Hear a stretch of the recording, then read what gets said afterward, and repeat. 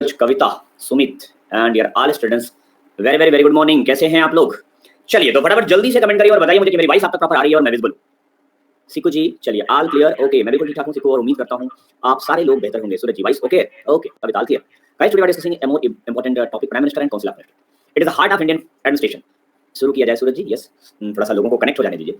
तो आज हम लोग सबसे इंपॉर्टेंट चैप्टर पढ़ने जा रहे हैं, as the point of view the power. मैंने आपको पहले ही पढ़ाया है और बताया है कि भारत में कौन सी शासन प्रणाली अपनाई गई है, संसदीय शासन प्रणाली। और संसदीय शासन प्रणाली की जो सरकार होती है, इस संसदीय शासन प्रणाली की सरकार में क्या स्ट्रक्चर होता है, किसके हाथ में वास्तविक शक्तियां होती हैं, इस सरकार में कौन वास्तविक प्रधान होता है, रियल वास्तविक प्रधान कौन होता है? वास्तविक प्रधान आपका प्रधानमंत्री होता है। अब दूसरी सबसे बड़ी बात कि अगर ये वास्तविक प्रधान है संसदीय शासन प्रणाली में, तो अध्यक्षीय शासन प्रणाली में वास्तविक प्रधान कौन होता है? अध्यक्षीय शासन प्रणाली में अध्यक्षीय सरकार जहां पर बनती है, उस सरकार में वास्तविक प्रधान कौन होता है? जल्दी से बताएं। राष्ट्रपति से। बहुत बढ़िया, very good. As like America, USA, बहुत से देश ऐसे भी हैं जहां पर दोनों का मिक्सचर है, संसदीय और पार्लियामेंट्री का, जैसे आप रसिया में। आनंद जी नहीं, बहुत ज्यादा लेट नहीं है, आप बस स्टार्ट ही हुआ है आज। तो अध्यक्षीय शासन प्रणाली में आप सरकार जो देखते हैं, वो वास्तविक प्रधान यहाँ पर राष्ट्रपति, प्रेसिडेंट नजर आता है। ठीक है, एक माइन्यूट सा डिफरेंस है इन दोनों में शक्तियां अलग अलग लोगों के पास बटी हुई है। एक और छोटा सा डिफरेंस है अध्यक्षीय और संसदीय सरकार में। पहले उस डिफरेंस को क्लियर कर लेते हैं, फिर चलेंगे प्राइम मिनिस्टर की तरफ। तो सबसे पहले हम बात करेंगे संसदीय शासन प्रणाली में, और दूसरी बात करेंगे अध्यक्षीय शासन प्रणाली में। सरकार बेसिकली बनती है किससे? सरकार बनती है प्रमुख और उसके सहायक। तो संसदीय सरकार में सरकार का प्रमुख होता है प्राइम मिनिस्टर, और उसके सहायक होते हैं सरकार प्लस सहायक। ठीक है, सरकार में वास्तविक हेड और प्लस सहायक से बनती है सरकार। तो यहाँ पर संसदीय शासन प्रणाली में prime minister of India, Bharat में दोनों है, बट संसदीय शासन प्रणाली अपनाई गई है प्योर रूप से, चंदन जी, इसलिए यहाँ पर मिक्सचर देखने को नहीं मिलता। राष्ट्रपति है यहाँ, लेकिन किस तरह का? जैसे ब्रिटेन का क्राउन। तो शक्तियां हमने ब्रिटेन के क्राउन से ली है, पद जो है, पदनाम जो है, आप देख रहे हैं अमेरिका के साथ व्यवस्था से ली गई है। ठीक, तो सहायक प्लस हेड, यहाँ पर हेड पीएम है, यहाँ पर हेड प्रेसिडेंट है। सहायक में कौन होगा? सहायक में होगी मंत्रिपरिषद। और यहाँ भी भाई, अमेरिका में भी मंत्रिपरिषद होती है, यहाँ भी मंत्रिपरिषद है, दोनों जगह मंत्रिपरिषद है। तो आखिर डिफरेंस क्या है? सिर्फ पीएम की जगह पर प्रेसिडेंट? जी नहीं, सिर्फ इतना ही डिफरेंस नहीं है विष्णु जी, गुड मॉर्निंग। एक बहुत मेजर डिफरेंस है, और वो ये है कि संसदीय शासन प्रणाली में प्रधानमंत्री और मंत्रिपरिषद के जो सदस्य होंगे, ये सारे के सारे सदस्य संसद के सदस्य होने चाहिए। किसके सदस्य होने चाहिए? संसद के सदस्य होने चाहिए। अगर कोई व्यक्ति संसद का सदस्य नहीं है, तो ना तो वो प्रधानमंत्री बना रह सकता है, और ना ही मंत्रिमंडल में जो है, बिल्कुल श्यामलाल, ठीक, ना ही मंत्रिमंडल में शामिल हो सकता है। मतलब अगर आपको प्रधानमंत्री, मुख्यमंत्री, मंत्रिपरिषद का सदस्य होना चाहिए, ठीक है, तो बेसिकली आपको संसद का सदस्य होना जरूरी है। और मान लीजिए आप जिस समय अपॉइंट हुए उस समय संसद के सदस्य नहीं है, तो 6 माह का, विष्णु जी वेलकम,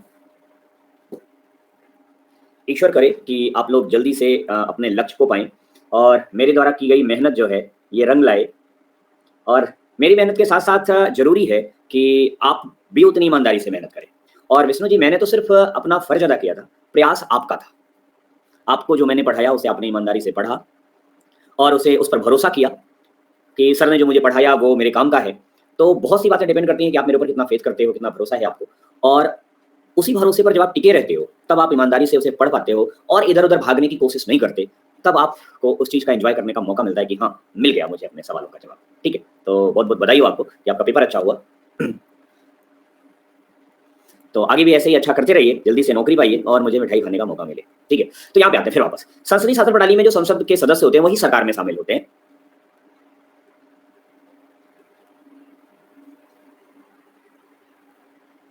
बिल्कुल सूरज जी, अगर क्लास से रिलेटेड, देखिए क्लास से रिलेटेड अगर कोई चीज नहीं है तो मैं मना नहीं कर रहा हूं कि आप मत पूछिए।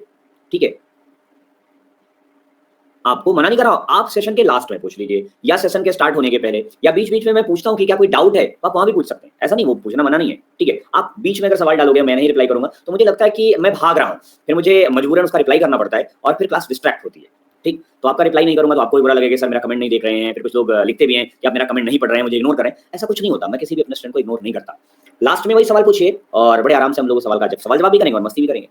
तो यहाँ पे आगे बढ़ते हैं हम लोग कि संसदीय शासन प्रणाली में जो सरकार के सदस्य होते हैं, प्रधानमंत्री चाहे मंत्रिपरिषद, वो सारे के सारे संसद के सदस्य होते हैं।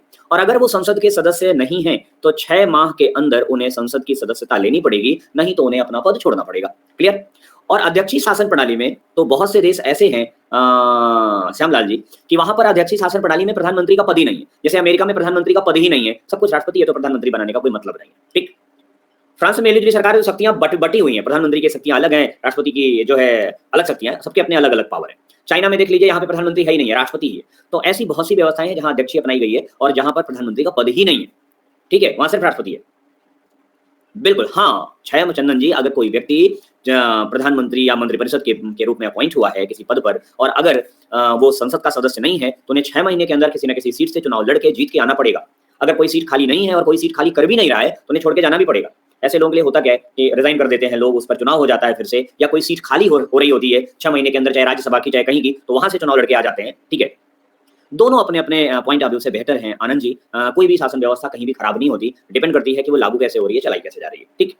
अब दूसरा अध्यक्षीय शासन प्रणाली में देखें। अध्यक्षीय शासन प्रणाली में जो राष्ट्रपति और मंत्रिपरिषद है, इसका संसद से कोई वास्ता नहीं होता। संसद से कोई वास्ता नहीं, कोई वास्ता नहीं, ठीक है? कोई भी नाता नहीं होता। संसद में का कोई भी हस्तक्षेप इनमें नहीं होता। राष्ट्रपति का चुनाव होता है और राष्ट्रपति अपनी मर्जी से अपने विश्वास पात्र लोगों को मंत्रालय में जगह देता है, उन्हें अपनी-अपनी जिम्मेदारियां देता है। जैसे सारे कार्यों के लिए भारत में प्रधानमंत्री को दायित्व दिया गया है कि सारे कार्य जो भी हो रहे हैं मंत्रिपरिषद के फैसले वो प्रधानमंत्री के कहने पर हो रहे हैं, और संसदीय शासन प्रणाली में यहाँ भी जो कुछ फैसले होते हैं माना जाता है कि राष्ट्रपति के अनुसार हो रहे हैं, बिना राष्ट्रपति की अनुमति और सहमति से नहीं किए जा रहे हैं। तो यही दो शासन प्रणालियां दुनिया में प्रचलित हैं। भारत ने संसदीय अपनाई है और यहाँ पर कौन होगा? राष्ट्रपति भी है, प्रधानमंत्री भी है, मंत्रिपरिषद भी है। तो राष्ट्रपति और उपराष्ट्रपति तो हमने पहले ही पढ़ लिया है। आज बचे हैं प्रधानमंत्री और मंत्रिपरिषद। तो शुरुआत करते हैं आज प्राइम मिनिस्टर के बारे में। सबसे पहले हम देखते हैं कि हमारे यूनियन एक्जीक्यूटिव का जो एक डायग्राम है वो कैसे क्रिएट होता है। तो आप देखिए, हमारे यूनियन एक्जीक्यूटिव में सबसे टॉप मोस्ट पद होता है प्रेसिडेंट का, ठीक है? ये देश का प्रमुख होता है। किसका प्रमुख है? ये देश का प्रमुख है, सरकार का नहीं। और प्रधानमंत्री साहब किसके प्रमुख हैं? सरकार के प्रमुख हैं, सरकार के प्रमुख हैं। और वाइस प्रेसिडेंट के बारे में मैंने बताया कि ये भारतीय शासन व्यवस्था की जब मेन पीएम है तो प्रेसिडेंट की क्या जरूरत है? बिल्कुल सही कहा आपने। यहां पर व्यवस्था ये है या अध्यक्षीय शासन प्रणाली में कि जो भी निर्णय राष्ट्रपति करेगा उस राष्ट्रपति के निर्णय को संसद द्वारा स्वीकृति मिलनी चाहिए। क्लियर? लेकिन यहां पर अगर प्रधानमंत्री तानाशाह होता है तो उसके ऊपर प्रतिबंध लगाने के लिए राष्ट्रपति की जरूरत होती है। इसीलिए राष्ट्रपति के पद की व्यवस्था की गई है ताकि जो राजनीति हो वो चेक एंड बैलेंस की हो, ताकि कोई भी व्यक्ति यहाँ तानाशाह न बन पाए, ना तो हमारा प्रधानमंत्री ना हमारा राष्ट्रपति। ठीक, राष्ट्रपति कोई भी ऐसा ऑर्डर ऐसा अगर रोकेगा, कोई ऐसी काय से काम करेंगे तो प्रधानमंत्री और मंत्रिपरिषद के पास और संसद के पास पावर है कि आर्टिकल 61 यूज करके उसे हटा सकते हैं। लेकिन ये टफ प्रोसेस है, इतना आसान नहीं होता, तो मतलब यूं ही नहीं हटाया जा सकता। वैसे ही प्रधानमंत्री है, अगर बहुमत में सरकार है और उसके निर्णय हैं तो राष्ट्रपति उस पर बहुत ज्यादा प्रतिबंध नहीं लगा सकता। तो दोनों अपने अपने लेवल पर बैलेंस है। क्लियर? इसीलिए चेक एंड बैलेंस है कि दोनों एक दूसरे को संतुलित करते रहें, कोई भी सत्ता तानाशाह न होने पाए। ओके, इसके बाद तीसरा सबसे महत्वपूर्ण और वास्तविक महत्वपूर्ण पद है प्रधानमंत्री का। ठीक, और प्रधानमंत्री के अंडर में काउंसिल ऑफ मिनिस्टर काम करता है, जिसमें cabinet minister, minister of state, deputy minister और पार्लियामेंट्री सेक्रेटरीज होते हैं। तो ये पूरा एक सिस्टम मिलकर के एक बढ़िया शासन व्यवस्था बनाता है जो पूरी दुनिया का सबसे बड़ा लोकतंत्र माना जाता है, वर्ल्ड बिगेस्ट डेमोक्रेसी। क्लियर? तो जब आप आते हैं हमारे यूनियन एक्जीक्यूटिव में तो उसमें देखते हैं कि सिर्फ और सिर्फ प्राइम मिनिस्टर, प्रेसिडेंट और ये नहीं होते, इन सारे सिस्टम को चलाने के लिए पूरा पूरा एक ट्रैप, एक जाल है जिसमें ये सब लोग जुड़े हुए हैं, मिले हुए हैं और एक दूसरे। वाइस प्रेसिडेंट विकी जी, मैंने एक क्लास ली है प्रेसिडेंट और वाइस प्रेसिडेंट की, वहां पर पढ़ाया है, प्लीज वहां पे जाके देख लें एक बार, ठीक है? तो पूरा पूरा एक जाल है। वो जाल कैसा है ये देख लीजिए। यूनियन गवर्नमेंट में, तो यूनियन गवर्नमेंट में दो बॉडी नजर आ रही है क्योंकि यहाँ संसदीय शासन प्रणाली है। तो लेजिस्लेचर आपकी संसद है, ये आपकी संसद है और इसी संसद से निकल के बनती है एग्जीक्यूटिव। इस एग्जीक्यूटिव में real head prime minister, council of minister, उसके साथ साथ प्रेसिडेंट जो पार्ट है लेजिस्लेचर का, और वाइस प्रेसिडेंट भी पार्ट है कहीं ना कहीं चेयरपर्सन ऑफ राज्यसभा बन के। तो president, vice president, prime minister, council of minister. और आपको ये अच्छी तरह पता है कि आर्टिकल 76 में अटॉर्नी जनरल को अपॉइंट किया जाता है और ये अटॉर्नी जनरल भी पार्लियामेंट की बैठकों में भाग लेता है, मतदान नहीं कर सकता, लेकिन it is a part of union executive. संघ सरकार के शरीर का एक हिस्सा ये भी है। ठीक, वो अलग बात है कि आप हमारे शरीर में बाल की कोई बहुत वैल्यू नहीं होती, जब बढ़ता है तो कटा देते हैं इसको। उसी तरह अटॉर्नी जनरल भी है, वीटो पावर होता है। सिकू जी, प्रेसिडेंट के पास पॉकेट वीटो है, पॉकेट वीटो का इस्तेमाल किया भी गया है भारत में 1986 यानी जैल सिंह। आपको बता दें कि इंदिरा गांधी के मरने के बाद राजीव गांधी संसद के सदस्य नहीं थे तो इन्हें कार्यवाहक प्रधानमंत्री के रूप में यानी जैल सिंह ने अपॉइंट नहीं किया था कि नहीं, इन्हें नहीं अपॉइंट करेंगे, संसद का कोई आदमी आए। पावर होता है आपके राष्ट्रपति के पास, इतना भी कमजोर नहीं होता वो। और मजबूर होकर के फाइनली क्या करना पड़ा इन्हें कि मजबूर होकर के इन्हें डिसीजन लेना पड़ा संसदीय बोर्ड को, संसद को मजबूर होकर के अपना नेता चुनना पड़ा राजीव गांधी को। हाँ, जब लोकसभा के सदस्यों ने अपना नेता चुन लिया और जब लोकसभा के सदस्यों ने अपना नेता चुन लिया तो फाइनली प्रेसिडेंट को अपॉइंट करना पड़ा। उस कंडीशन में बाध्य होता है कि यदि प्रधानमंत्री की मृत्यु हो जाए तो सत्ताधारी दल यदि किसी को अपना नेता चुनता है तो उसे राष्ट्रपति प्रधानमंत्री नियुक्त करने के लिए बाध्य है, लेकिन सामान्य तौर पर वो चाहे तो रोक सकता है। तो ये चेक एंड बैलेंस होता रहता है। ओके, अब उसके पास जो है इसी सिस्टम से जुड़ा हुआ पार्ट है लेजिस्लेचर। लेजिस्लेचर मतलब संसद। संसद के दो पार्ट होते हैं, दो हाउस है वहां पे, एक राज्यसभा है, एक लोकसभा है। और इस संसद के द्वारा जो प्रक्रियाएं अपनाई जाती हैं उनमें प्रस्ताव होते हैं, जिनके आधार पर निर्णय किए जाते हैं। बजट सेशन होता है ताकि सरकार के खर्चों का जो है लेखा जोखा आ सके। सेशंस और मोशंस होते हैं, सत्र आते हैं, प्रस्ताव आते हैं। जितने भी फंड और ग्रांट्स हैं जो भी स्वीकार किए जाते हैं, रिजेक्ट किए जाते हैं, ये भी संसद में ही किए जाते हैं। बहुत से ऐसे क्रिटिकल डिसीजन होते हैं जो सामान्य व्यक्ति की समझ से बाहर होते हैं, जिन पर विशेषज्ञता की जरूरत होती है, स्पेशलिटी की जरूरत होती है। सामान्य सा बुखार होता है तो हर डॉक्टर पैरासीटामोल और एंटीबायोटिक दे देता है, लेकिन अगर उस बुखार में क्रिटिकलिटी है, वो ठीक नहीं हो रहा है, तो उसे कहाँ ले जाना पड़ता है? किसी स्पेशलिस्ट के पास। तब वो उस बीमारी को पकड़ता है और ठीक करता है। सेम दैट अगर सामान्य सा कोई प्रस्ताव है जिसको हर आदमी समझ रहा है, संसद का हर सदस्य समझ रहा है, तो वो सामान्यतः आता है, पास हो जाता है, लेकिन पास हो जाता है, रुक जाता है। लेकिन अगर कोई ऐसा विधिक मुद्दा, क्रिटिकल मुद्दा है, तो उसके लिए पार्लियामेंट्री कमेटी बनाई जाती है इसी संसद में, जो कि 2 प्रकार की होती है, परमानेंट एक ad hoc की। तो ये अपना काम विशेषज्ञता के तौर पर करते हैं। तो पूरा एक तंत्र है, एक सिस्टम है जो एक दूसरे से इंटरकनेक्ट है और अपना काम करता है। ठीक है, तो इसी तंत्र में आज हम लोग पढ़ने वाले हैं प्रधानमंत्री। जी हाँ, प्राइम मिनिस्टर पढ़ेंगे तो थोड़ा सा डिप्टी प्राइम मिनिस्टर के बारे में भी चर्चा करेंगे। वैसे पद तो नहीं है भारत के संविधान में डिप्टी प्राइम मिनिस्टर का, लेकिन फिर भी 7 लोगों को अब तक डिप्टी प्राइम मिनिस्टर बनाया जा चुका है। तो कौन कौन थे, उस समय कौन प्रधानमंत्री था, ये सवाल बनता है और बताएंगे उसको। सबसे पहले देखते हैं प्रधानमंत्री। हमारे देश में अब तक कितने लोग प्रधानमंत्री बन चुके हैं, उनकी क्या क्या विशेष उपलब्धियां हैं, सबसे पहले यही देखते हैं। सबसे पहले हमारे प्रधानमंत्री 1947 में स्वतंत्र भारत के पहले प्रधानमंत्री के तौर पर नियुक्त किए गए पंडित जवाहरलाल नेहरू, और ये सबसे लंबी अवधि तक कार्य करते हैं, 1964। सबसे लंबे टेन्योर के प्रधानमंत्री अब तक यही रहे हैं। इनसे अधिक समय का तक प्रधानमंत्री कोई नहीं बन पाया अभी तक। ठीक, कार्यकाल के दौरान ही इनकी मृत्यु हुई 1964 में। चीन युद्ध के बाद ये पंचशील समझौते की वजह से थोड़ा सा डिस्टर्ब थे और इनकी मृत्यु हुई 1964 में।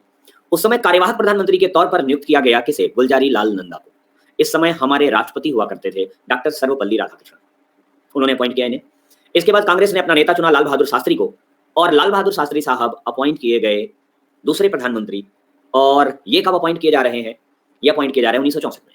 1966 में पाकिस्तान युद्ध के बाद ताशकंद में उस शांति विराम को लेकर के समझौता होना था। उसी ताशकंद में 11 जनवरी 1966 को किन कारणों से इनकी मृत्यु हुई, आज भी एक संशय का विषय है। आज भी इस पर तमाम प्रमाणों का अभाव है, लेकिन कुछ रिपोर्ट्स हैं, कुछ कहती हैं कि हार्ट अटैक की वजह से इनकी मृत्यु हुई। तो एक बड़ा विवादित प्रश्न ये भी है कि लाल बहादुर शास्त्री जी की मृत्यु कैसे हुई। तो 1966 में इनकी मृत्यु हुई, और जब इनकी भी मृत्यु कार्यकाल के दौरान हुई तो फिर गुलजारी लाल नंदा को कार्यवाहक प्रधानमंत्री बनाया गया। तो जब भी हमारी संसदीय शासन प्रणाली में कोई पद कार्यवाहक होता है तो उस व्यक्ति को इस क्रम में जोड़ा नहीं जाता। तो पहले प्रधानमंत्री पंडित जवाहरलाल नेहरू, दूसरे प्रधानमंत्री लाल बहादुर शास्त्री, और जब गुलजारी लाल नंदा की मृत्यु होती है उस समय इंदिरा गांधी राज्यसभा की सदस्य हुआ करती थी। तो राज्यसभा के सदस्य होने के साथ साथ इन्हें भारत का प्रधानमंत्री चुना गया। इंदिरा गांधी तीसरी प्रधानमंत्री बनी, और इंदिरा गांधी की सत्ता 66 से 77 तक निर्वात चली। तो आप लोग सोच रहे होंगे सर 66 से 76 तक चलनी चाहिए, 77 तक कैसे चली, एक साल एक्स्ट्रा कहाँ मिला? बिल्कुल, इन्होंने आपातकाल लागू किया था 1975 में। ठीक है, याद है आपातकाल? और आपातकाल के दौरान इन्होंने 42वां संविधान संशोधन किया था, और उस 42वें संविधान संशोधन में इंदिरा गांधी ने लोकसभा और विधानसभा का कार्यकाल 1 साल बढ़ा दिया था। याद है 1976 मैंने पढ़ाया है संविधान संशोधन आपको। तो जब लोकसभा का कार्यकाल 1 साल बढ़ाया तो उस वर्ष लोकसभा का कार्यकाल 6 वर्ष हो गया था। क्लियर? तो 1 साल और इन्हें रहने का मौका मिला, आपातकाल खत्म हुआ। इसके बाद चुनाव हुआ, पहली बार सबसे अधिक उम्र के व्यक्ति मोरारजी देसाई और गैर कांग्रेसी प्रधानमंत्री बने। जी हाँ, मोरारजी देसाई 1977 में प्रधानमंत्री बनते हैं 24 मार्च को, और ये 28 जुलाई 1979 तक प्रधानमंत्री रहते हैं। किन्हीं विवादों के कारण उनकी सत्ता जाती है आपसी खींचतान की वजह से। उसके बाद चौधरी चरण सिंह प्रधानमंत्री बनते हैं। कौन? चौधरी चरण सिंह। ओके, चौधरी चरण सिंह के बारे में कहा जाता है कि चौधरी चरण सिंह ऐसे प्रधानमंत्री रहे हैं जिन्हें त्यागपत्र देना पड़ा है अविश्वास प्रस्ताव होने के कारण। ठीक है, चौधरी चरण सिंह अटल बिहारी वाजपेयी ऐसे प्रधानमंत्री थे जिन्हें लोकसभा में विश्वास प्रस्ताव पर मतदान से पूर्व अपना त्यागपत्र दे दिया था। ठीक, क्लियर? ओके, यस चंदन, आयरन लेडी के साथ साथ क्लेवर लेडी। तो उसके बाद फिर चुनाव हुआ 1980 में, और 1980 में वापस कांग्रेस की सरकार बनी। फिर आए इंदिरा गांधी 14 जनवरी 1980 से 31/10/84 तक ये प्रधानमंत्री रही। 31/10/84 को इनकी हत्या कर दी गई, और इनकी हत्या के बाद उस समय हमारे राष्ट्रपति थे ज्ञानी जैल सिंह। यानी जैल सिंह को निर्णय लेना पड़ा कि प्रधानमंत्री के तौर पर किसे अपॉइंट किया जाए। कांग्रेस चाहती थी राजीव गांधी को प्रधानमंत्री बनाया जाए। यस विकास, ऐसी तमाम बातें हैं, बट जब तक उन पर पुख्ता प्रमाण ना हो तो कुछ कमेंट करना मुश्किल होता है ना। राजीव गांधी को प्रधानमंत्री नियुक्त करने से ज्ञानी जैल सिंह ने डिनाई कर दिया, और जब उन्होंने डिनाई किया तो कांग्रेस ने सर्वसम्मति से राजीव गांधी को अपना नेता चुना, और फिर 1984 से 89 तक राजीव गांधी प्रधानमंत्री रहे। तो 3 प्रधानमंत्री ऐसे हुए जिनकी मृत्यु उनके कार्यकाल के दौरान हुई। नंबर 1 पंडित जवाहरलाल नेहरू, नंबर 2 लाल बहादुर शास्त्री, और नंबर 3 इंदिरा गांधी। कुछ लोगों के दिमाग में यह भी है कि राजीव गांधी की मृत्यु भी प्रधानमंत्री रहते हुए हुई थी। जी नहीं, राजीव गांधी की मृत्यु चुनाव के दौरान हुई थी। याद रखिएगा कि इंदिरा गांधी की मृत्यु के बाद अगले प्रधानमंत्री राजीव गांधी की मृत्यु, ठीक है, कब हुई थी? चुनाव के दौरान हुई थी। ओके, उसके बाद चुनाव लड़ा गया, विश्वनाथ प्रताप सिंह प्रधानमंत्री बने, वीपी सिंह। विश्वनाथ प्रताप सिंह के बाद चंद्रशेखर सिंह प्रधानमंत्री बने, फिर चुनाव दोबारा कराया गया तो पीवी नरसिम्हा राव साहब प्रधानमंत्री बने। पीवी नरसिम्हा राव दक्षिण भारत के पहले प्रधानमंत्री थे और ये ऐसे रहते थे कि प्रधानमंत्री बनने से पूर्व किसी राज्य के मुख्यमंत्री थे, और ऐसे 6 प्रधानमंत्री हुए हैं भारत में। ऐसे 6 प्रधानमंत्री हुए हैं जो प्रधानमंत्री बनने से पहले किसी न किसी राज्य के मुख्यमंत्री रहे हैं, जैसा कि वर्तमान प्रधानमंत्री भी किसी न किसी राज्य के मुख्यमंत्री रहे हैं गुजरात के। तो 6 लोगों का नाम भी बताऊंगा मैं। उसके बाद अटल बिहारी वाजपेयी जो है 16 मई से 1 जून तक, अटल बिहारी वाजपेयी 16 मई से 1 जून तक 13 दिन के लिए प्रधानमंत्री बने, लेकिन बहुमत सिद्ध न कर पाने के कारण इन्होंने त्यागपत्र दे दिया। फिर एच डी देवगौड़ा मिलीजुली सरकार बनी, इंद्र कुमार गुजराल प्रधानमंत्री बने थोड़े समय के लिए 97 से 98 तक, और फिर चुनाव संपन्न कराया गया और अटल बिहारी वाजपेयी 1998 में, ठीक है, फिर 19 मार्च 1998 से 13/10/1999 तक लगभग 13 महीने की सरकार इनकी रही। और उसके बाद फिर दोबारा चुनाव हुआ तो 99 से 2004 तक प्रधानमंत्री। तो लगातार यहाँ पर अटल बिहारी वाजपेयी को 3 बार प्रधानमंत्री बनने का मौका मिला 96 से लेकर, लेकिन कार्यकाल इनका पूरा नहीं हो पाया था, कार्यकाल इनका एक बार पूरा हुआ, ठीक है। इसके बाद चुनाव हुआ 2004 में, 2004 से लेकर 2014 तक लगातार 2 कार्यकाल पूरा करने वाले प्रधानमंत्री पंडित जवाहरलाल नेहरू के बाद यही रहे, ठीक, लगातार 2 कार्यकाल पूरा करने वाले।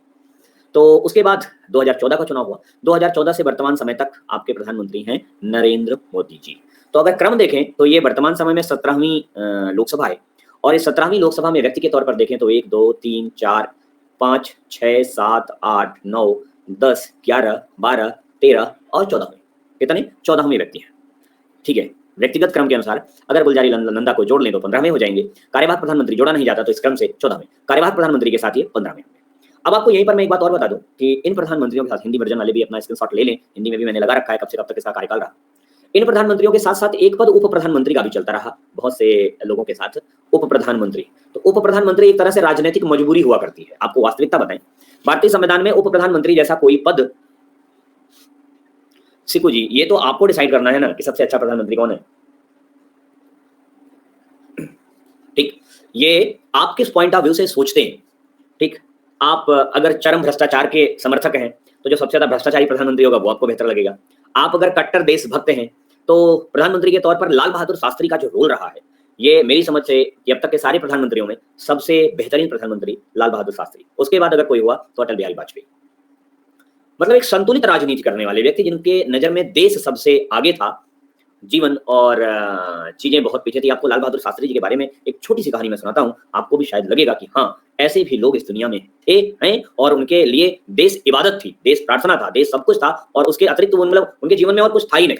एज लाइक प्रधानमंत्री रहते हुए जो पंडित जवाहरलाल नेहरू थे, उस समय लाल बहादुर शास्त्री जी कैबिनेट मिनिस्टर हुआ करते थे, कोई सामान्य आदमी नहीं थे उस समय भी। मतलब उस समय व्यक्ति का व्यक्तित्व उसको पद दिलाता था, व्यक्ति किस परिवार से है, व्यक्ति किस राजघराने से है, ये मायने नहीं रखता था। योग्य आदमी थे शास्त्री जी।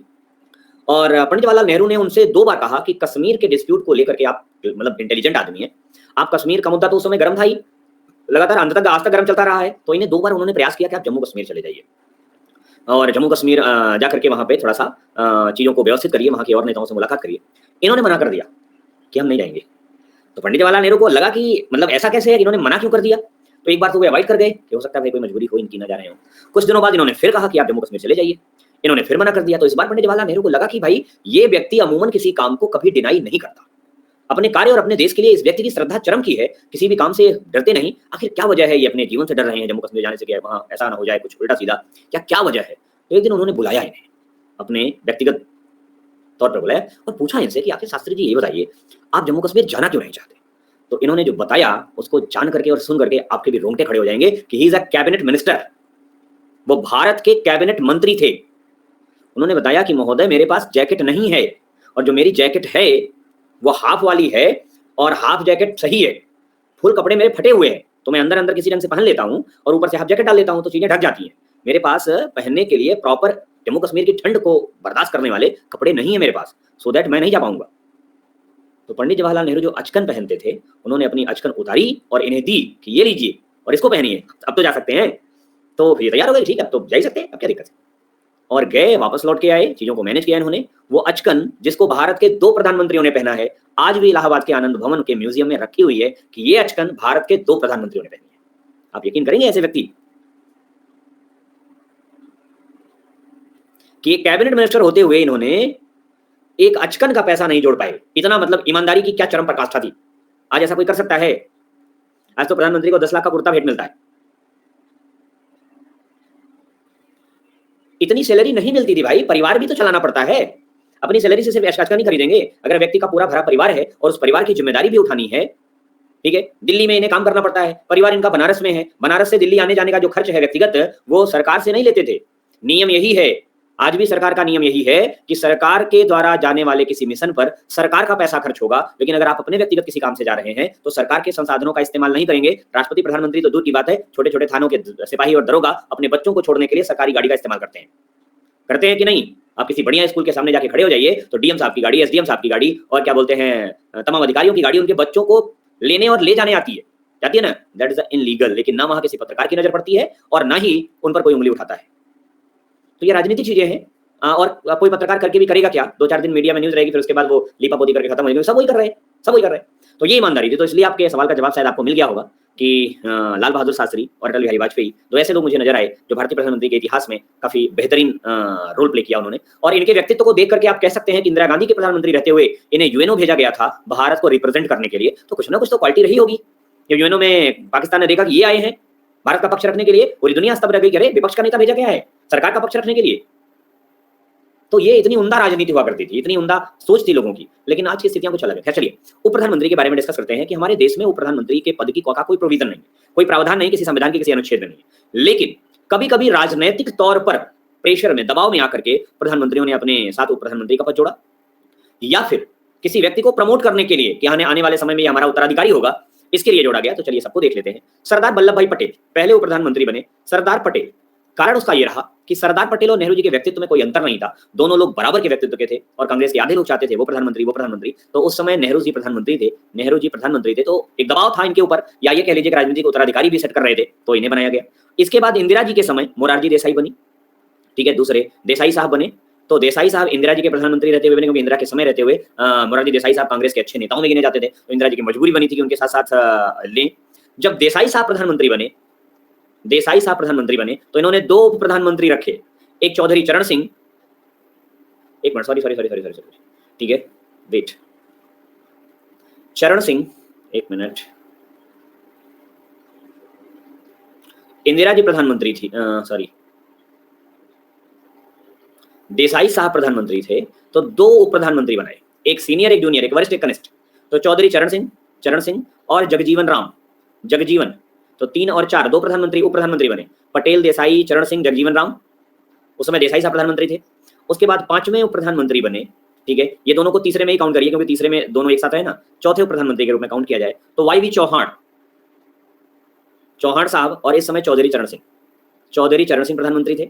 आगे बढ़ेंगे, चौधरी देवीलाल 5वें प्रधानमंत्री, 3, 4 नहीं, हाँ, देवीलाल साहब को 2 बार बनने का मौका मिला। एक बार ये विश्वनाथ प्रताप सिंह, वीपी सिंह के समय, फिर देवीलाल साहब बने चंद्रशेखर के समय, तो 5 और 6 हो गए। 7वें व्यक्ति बने कौन? लाल कृष्ण आडवाणी जी तब उप प्रधानमंत्री बने जब अटल बिहारी वाजपेयी थे। क्लियर? तो ये आपके 7 ऐसे व्यक्ति हैं जो उप प्रधानमंत्री के पद पर भी विराजमान हो चुके हैं, और पहली बार जो है ये बने पटेल जी, और अंतिम लाल कृष्ण आडवाणी, तब से कोई भी उप प्रधानमंत्री बनने का गौरव नहीं प्राप्त कर पाया। इनमें से 4 लोग ऐसे रहे जो गुजरात से रहे, ठीक, 4 लोग गुजरात से रहे, पटेल जी, देसाई साहब, आडवाणी जी, ठीक है, चौहान साहब। तो ये या तो राजनीतिक उत्तराधिकार, राजनीतिक कसमकस लोगों को संतुष्ट करने के लिए, और या फिर अपना उत्तराधिकारी प्रमोट करने के लिए अटल बिहारी वाजपेयी ने आडवाणी जी को बनाया था। तो ये शो ऑफ था कि अगले प्रधानमंत्री के तौर पर जब चुनाव लड़ा जाएगा तो आडवाणी जी के नेतृत्व में लड़ा जाएगा, ठीक। तो ये तो हो गई बेसिक बातें। अब आते हैं प्रधानमंत्री के पद के ऊपर। तो प्रधानमंत्री भारतीय संघ की कार्यपालिका का वास्तविक प्रधान है, और संविधान के अनुसार प्रधानमंत्री केंद्र सरकार के मंत्रिपरिषद का प्रमुख राष्ट्रपति का मुख्य सलाहकार होता है। हाँ, यहाँ पर कुछ आर्टिकल इंपॉर्टेंट है, उन आर्टिकल को नोट करिए। आर्टिकल 74, राष्ट्रपति को सहायता देने के लिए प्रधान एक मंत्रिपरिषद होगी जिसका प्रधानमंत्री होगा। तो पद का प्रावधान आर्टिकल 74 में है, लेकिन इनकी नियुक्ति का प्रावधान आर्टिकल 75 में है। नियुक्ति कैसे की जाएगी, कौन करेगा, ये कहां बताया गया है? 75। पद 74 में, नियुक्ति 75 में, अक्सर कंफ्यूज आप हो जाते हैं। आर्टिकल 75 प्रधानमंत्री की नियुक्ति राष्ट्रपति करेगा, और अन्य मंत्रियों की नियुक्ति भी राष्ट्रपति प्रधानमंत्री की सलाह पर करेगा, ठीक। आगे बढ़ते हैं। संघीय सरकार और केंद्रीय मंत्रिमंडल की सारी गतिविधियां व नीतियों पर नियंत्रण प्रधानमंत्री के पास ही होता है। केंद्रीय मंत्रियों की नियुक्ति व निष्कासन भी अंततः प्रधानमंत्री ही करते हैं। मंत्रियों की नियुक्ति व निष्कासन राष्ट्रपति द्वारा प्रधानमंत्री की सलाह पर होता है। सामान्य मतलब आपातकालीन परिस्थिति न हो तो कार्यपालिका के मामले में राष्ट्रपति पर केवल नाम मात्र की शक्ति होती है, जबकि वास्तविक शक्तियां प्रधानमंत्री के हाथ में होती हैं। सूरज जी कह रहे हैं साउंड नहीं आ रहा है, क्या आप लोगों को भी साउंड का इशू है? सूरज जी, आपका इंटरनेट गया था और आप उसे रिफ्रेश करिए। ओके, चलिए आगे बढ़ते हैं। प्रधानमंत्री संसद के दोनों सदनों में से किसी भी सदन का सदस्य हो सकता है, याद रखिएगा। वही व्यक्ति प्रधानमंत्री बनेगा जिसे लोकसभा में बहुमत का समर्थन प्राप्त हो, लोकसभा में बहुमत हो। लेकिन जरूरी नहीं है कि वो लोकसभा का ही सदस्य हो, वो राज्यसभा का सदस्य है तब भी प्रधानमंत्री बन सकता है, लेकिन वह लोकसभा में बहुमत दल का नेता हो। तो जब भी जरूरत पड़ेगी वो लोकसभा में भी उपस्थित होगा, राज्यसभा में भी उपस्थित होगा। आप देखते हैं कि हमारे प्रधानमंत्री वर्तमान समय में जो है वो लोकसभा के सदस्य हैं, लेकिन फिर भी वो राज्यसभा को भी संबोधित करते हैं, लोकसभा को भी संबोधित करते हैं और देश को तो संबोधित करते ही हैं। क्लियर? तो इंदिरा गांधी जब 1966 में ताशकंद में लाल बहादुर शास्त्री की मृत्यु के बाद प्रधानमंत्री बनी थी, तो इंदिरा गांधी उस समय राज्यसभा की सदस्य थी। देवगौड़ा साहब 1996 में जब बने थे तो राज्यसभा के सदस्य रहे, और हमारे मनमोहन सिंह जी 10 साल प्रधानमंत्री रहे, 2004 से 9 से 14। इस दरमियान मनमोहन सिंह लगातार राज्यसभा के ही सदस्य रहे। क्लियर? पहले प्रधानमंत्री पंडित जवाहरलाल नेहरू, जबकि वर्तमान प्रधानमंत्री नरेंद्र मोदी 26 मई 2014 को इस पद पर अपॉइंट हुए, उसके बाद लगातार यही अपॉइंट रहे। श्यामलाल जी मन की बात को ज्यादा ही करते हैं सर। तो श्यामलाल, मैं मन की बात ज्यादा करता हूं कि हमारे प्रधानमंत्री जी करते हैं? क्योंकि मन की बात तो यही करते हैं, या मैं पीएम साहब? भाई उनकी अपनी क्वालिटी है, उनके अपने काम है, उनके अपने काम करने का तरीका है। जैसे अभी हमने बताया लाल बहादुर शास्त्री जी के बारे में। आज के समय में अगर ऐसा करता हुआ कोई व्यक्ति दिखेगा, आज आपको अच्छा लग रहा है कि नहीं शास्त्री जी बहुत ईमानदार आदमी थे, लेकिन आज के समय अगर कोई ऐसा करता हुआ आपको दिखेगा तो आपको लगेगा कि यार ये कुछ ना कुछ गड़बड़ जरूर है, ये आदमी इतना ईमानदार हो ही नहीं सकता। आपको भरोसा नहीं होगा कि यार कैबिनेट मिनिस्टर है और जो है इनके पास आजकल नहीं है, महान चोर में गिनती होगी सिखो। आज के समय में ऐसा नहीं है, ठीक है? तो हो सकता है आने वाले 10 साल बाद, 20 साल बाद हमारे प्रधानमंत्री जो कर रहे हैं वो आदर्श बन जाए। हो सकता है उनका विजन कुछ और हो, मन की बात से जैसा हमें आपको फील हो रहा है कि बेकार की चीज है, इससे क्या फायदा होता है, कोई मोटिवेशन नहीं मिलता, लेकिन मे भी पॉसिबिलिटी हो जो उनके फॉलोअर हो उन्हें उससे मोटिवेशन मिलता हो। देश के नेता हैं, ठीक? तो that is not a matter कि वो सही कर रहे हैं या गलत कर रहे हैं। मे बी उसका कुछ अच्छा परिणाम निकले, मे बी वो बेकार का वक्त चला जाए। तो अगर जिसको नहीं सुनना है क्या जरूरत है, वो जरूरी है मन की बात सुने, उनका काम है कह दिया, आपकी मर्जी, आप सुनिए ना सुनिए। जिनको उनकी बातों से इफेक्ट पड़ता है वो सुनेंगे और फॉलो करेंगे। भाई वो एक ऐसा पब्लिक प्लेटफॉर्म है जहां पर अपना चुनाव प्रचार तो नहीं कर सकते ना। बिल्कुल बिल्कुल आपकी बात से मैं सहमत हूँ, एग्जाम नहीं लेके गलत कर रहे हैं, ऐसा उन्हें बेसिकली करना चाहिए। बट आई होप जहां तक मैं जानता हूं कि सारे कार्यों का दायित्व तो प्रधानमंत्री का नहीं होता, ठीक? ये प्रधानमंत्री के पास अंतर्राष्ट्रीय या राष्ट्रीय स्तर के बहुत से ऐसे निर्णय होते हैं जिनके विषय में उन्हें काम करना होता है। ये बहुत छोटे छोटे निर्णय हैं, जैसे रोजगार बेरोजगारी का मुद्दा, उनके लिए बहुत छोटा निर्णय है। ये काम अपने अपने मंत्रालयों का है, उन्हें करना चाहिए। एसएससी की वैकेंसी, एसएससी का एग्जाम, एसएससी की सारी चीजें जिम्मेदारी है कमीशन के लिए है, और कमीशन में लोग बैठे हुए क्या कर रहे हैं इसकी खबर तो उन्हें लेनी चाहिए। जब खबर तभी लिया जाता है जब उस विषय में कोई आवाज उठे। जब कोई आवाज नहीं उठेगी तब तक खबर क्यों लेंगे? काम चल ही रहा है, ठीक? तो सब वैसे ही है, कोई ऐसा नहीं है, सब चाहते हैं कि नहीं शांतिपूर्वक हमारी सत्ता निपट जाए। ओके चलिए आगे बढ़ते हैं। तो मोदी साहब इसमें प्रधानमंत्री हैं। आगे कौन व्यक्ति प्रधानमंत्री बन सकता है, किसे प्रधानमंत्री के रूप में अपॉइंट किया जा सकता है? तो उसके लिए जो भाई ऐसा तो है नहीं कि राष्ट्रपति जिस टाइम उसे पकड़ के लाए प्रधानमंत्री बना दे। कोई राष्ट्रपति है अपने भतीजे को प्रधानमंत्री बना दिया कि भाई तू प्रधानमंत्री, हम राष्ट्रपति, दोनों लोग भारत पे राज करेंगे। ऐसा नहीं कर सकते मिस्टर प्रेसिडेंट। प्रेसिडेंट उसी व्यक्ति को प्रधानमंत्री के रूप में अपॉइंट कर सकते हैं आर्टिकल 75 फर्स्ट के थ्रू, जिसके पास लोकसभा या राज्यसभा की सदस्यता हो और लोकसभा में बहुमत का समर्थन हो, और यदि नियुक्ति के समय वह संसद के किसी भी सदन का सदस्य नहीं है तो नियुक्ति के 6 महीने के भीतर उसे संसद की सदस्यता प्राप्त करना अनिवार्य है। तो हर व्यक्ति को पीएम नहीं बनाया सकता, राष्ट्रपति के पास इतना पावर नहीं है। 2 चीजों का होना जरूरी है, वो संसद का सदस्य हो, दूसरी सबसे महत्वपूर्ण बात कि लोकसभा में बहुमत दल का नेता हो, लोकसभा में बहुमत दल का नेता हो। अगर मान लीजिए ऐसा नहीं हुआ तो ऐसा भी तो संभव है कि जो चुनाव हो उसमें किसी भी राजनीतिक पार्टी के नेता को, किसी भी राजनीतिक पार्टी को स्पष्ट बहुमत न मिले, जैसे 1996 में हुआ था। इंदिरा गांधी कैसे बनी थी? भाई इंदिरा गांधी के समय लाल बहादुर शास्त्री प्रधानमंत्री थे, लाल बहादुर शास्त्री की मृत्यु हुई और कांग्रेस जैसे आज गांधी परिवार के इर्द गिर्द घूमती है उसी तरह उस समय भी गांधी परिवार के इर्द गिर्द घूमती थी, तो बनाया गया इन्हें, ठीक? लेकिन राजीव गांधी तक मुझे समझ में आता गांधी परिवार में चीजें ठीक चली, उसके बाद जो है कोई ऐसा नेतृत्व गांधी परिवार में नहीं बचा जो कि इस लेवल का नेतृत्व कर सके, ठीक है? जैसे जिस समय कांग्रेस सत्ता में आई उस समय राहुल गांधी की आयु काफी हो चुकी थी कि नहीं, और मनमोहन सिंह से भी अच्छे काफी नेता आपके सरकार में थे, जैसे प्रणब मुखर्जी साहब, नो डाउट एक अच्छे नेता थे, राष्ट्रपति के रूप में भी काम किया। तो गांधी परिवार सत्ता भी अपने पास चाहता रहा और सत्ता का नेतृत्व भी खुद नहीं करना चाहता था। मतलब अगर कोई असफलता मिले तो ठीक रहा, दूसरे के सर फोड़ा जाएगा, और सफलता मिला तो हम हमारे अंडर में सत्ता चल रही है। बिल्कुल, पीएम भी चुना जाता है लेकिन लोकसभा के सदस्यों के द्वारा, ठीक।